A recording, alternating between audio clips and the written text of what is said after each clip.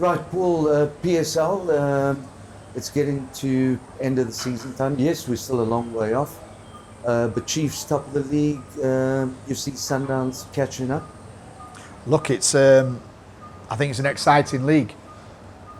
A little bit of a different league because obviously Sundowns and Bidvest competing in Africa always makes it a little bit harder. Obviously Chiefs have had the points.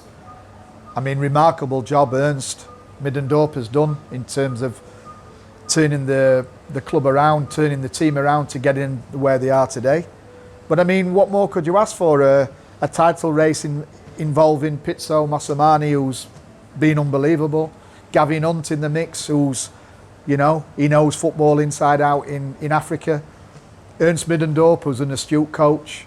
What would you say about it just seems like there's a little bit of friction between Pitso and Middendorp?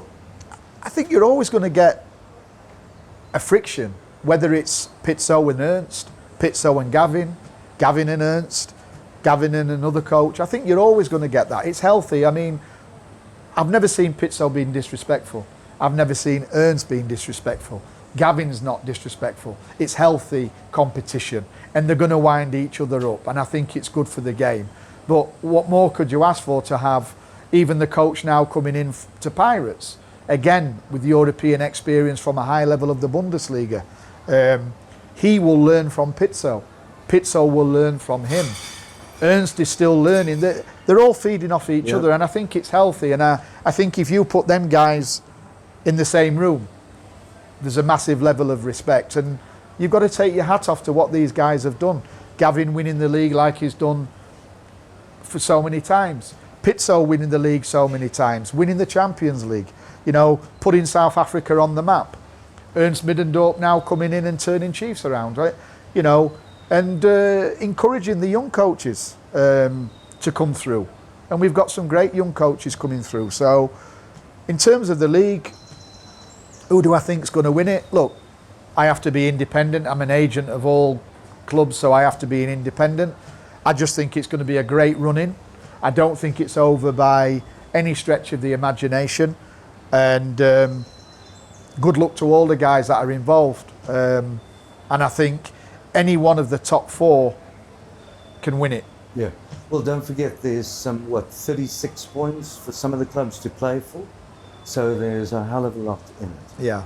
Look, it is taxing on the Champions League club like Sundowns playing in Africa, and also for Bidvest playing in Africa. It's bound to be taxing.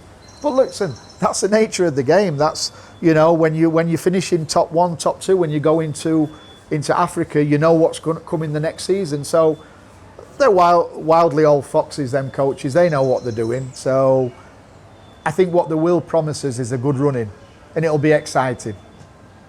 Paul, just quickly looking at the Indian Soccer League. Atletico again top of the league. Goa this time second. What do you see happening there? To be honest, I think this year Atletico de Calcutta will win it. I think bringing Antonio Lopez back has been a masterstroke. I think it's his club. He feels at home there. I think they feel at home with him. I think the Spanish methodologies he's got, the work ethic that we touched on before is showing in the results. I think, if I'm not mistaken, they're unbeaten. Obviously, it's a funny league because, as we know, you don't necessarily finish top and then you win it. It goes into the playoff section, which is basically a cup knockout. So for me, Indian Super League, Atletico de Calcutta. Let's talk CAF, Champions League, Confederations Cup. How do you see that going? Look, I think in terms of the CAF Champions League, I always think it gets more interesting when you get down to the business end. So now you're going to get into the quarters and the semis. That for me is where the real quality comes in and the real kind of excitement comes in. Look, there's some good teams. Depending on the draw, Deshi, you know. For me, personally, Sundowns and Al Ahly.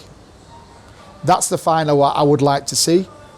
If the draw is favourable, I think that could be the final. Two fantastic clubs, two fantastic teams, two different teams in terms of North and South. And as I said earlier, Pitso's put South Africa on the map in terms of our football.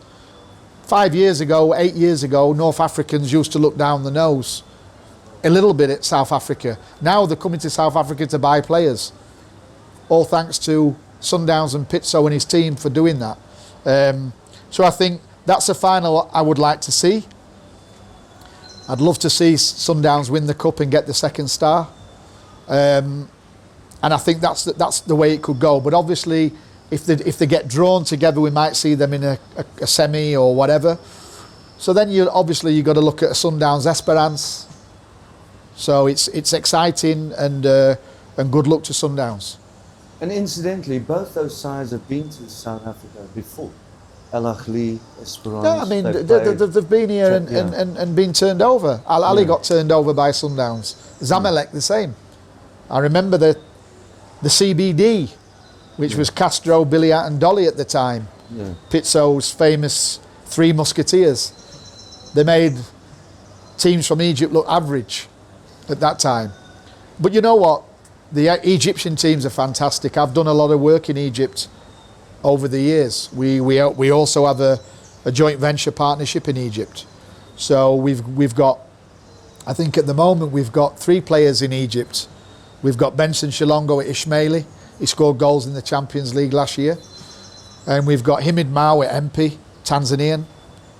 So we've got players there, and I've done a lot of interaction with Al Ahly over the years, and they're a fantastic club. So whenever you can get Al Ahly and Sundowns to play each other, the reach it gets is phenomenal. I mean, Al Ahly have got 60, 70 million followers around the world. So when they play Sundowns, what a game that is. As they say in North Africa, inshallah, that they will play each other. Yeah. The Confederations Cup's a bit different because obviously we've got Bidvest there now. Doesn't look like they're going to qualify. I think they've still got a chance. But I think what Gavin's done, and rightly so in my opinion, is his focus is on the league, but his focus is also on the Champions League of Africa. I think if you saw Gavin in the Champions League of Africa, he would really go for it like Pitso does. I think when he's playing Confederation, I don't think he's being disrespectful towards the tournament. It's just that he hasn't got a massive squad. But what he's trying to do is use it as a base to blood young players. But there's always been talk that we as South Africans don't give the Confederations Cup as much, maybe respect's the wrong word, or focus, attention. I think one of the reasons, Deshi, and I'll stand to be corrected if I'm wrong, but in the early rounds of the Confederation Cup, clubs are paying for it themselves, basically. So the influx of money you get from CAF is not there till the later rounds. So it makes it very difficult in the early rounds to be able to do the same as you do in the Champions League. But I think what Gavin does correctly in terms of the Confederations Cup, he's been blooding youngsters. So he's thrown 2 or 3 of the youngsters in there, which can only bode well for their future. I mean, he threw Rowan Human in there, one of our clients, against the Libyan team that played last week in Egypt. He threw Rowan in for 20, 25 minutes. I mean, what experience is that? You can't buy that experience. So I think Gavin's used it more to give his squad and his players experience. And I think once he gets into the Champions League, you'll see a different aspect. Paul, moving on, the English Premiership, Jurgen Klopp. Done a fantastic job.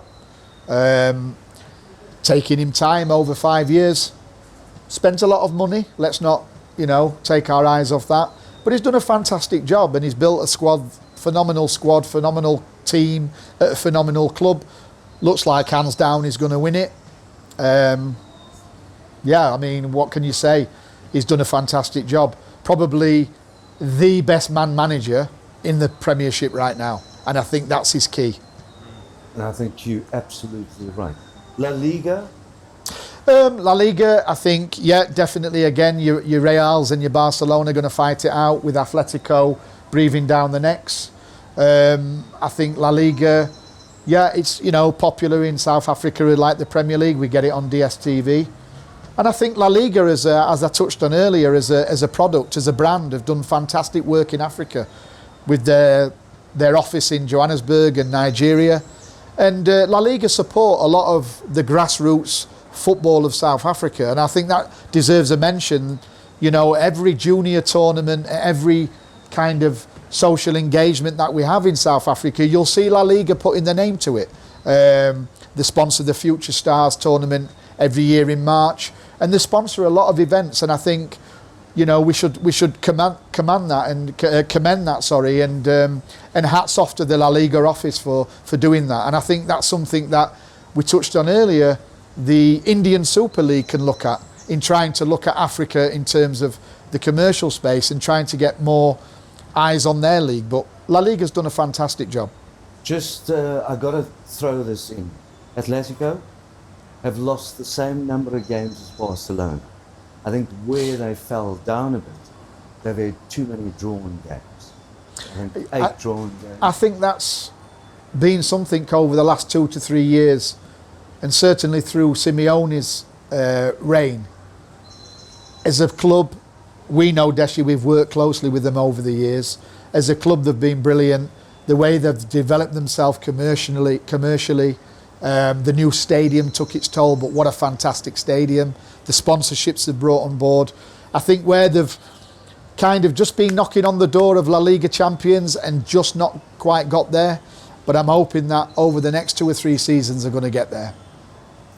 I believe you're absolutely right, Paul. I got to say, yeah, they're going to be there sooner than the next 2 or 3 seasons.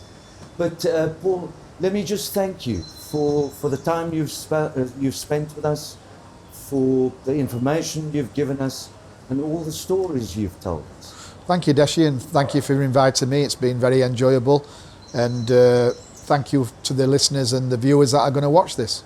Right, thanks again to Paul Mitchell from Siyavuma.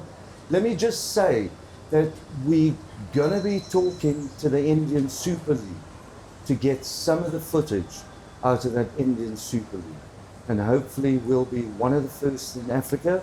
But don't forget to watch Gloves Off with me, Deshi Backtower. And of course, subscribe if you want to get the latest uploads first.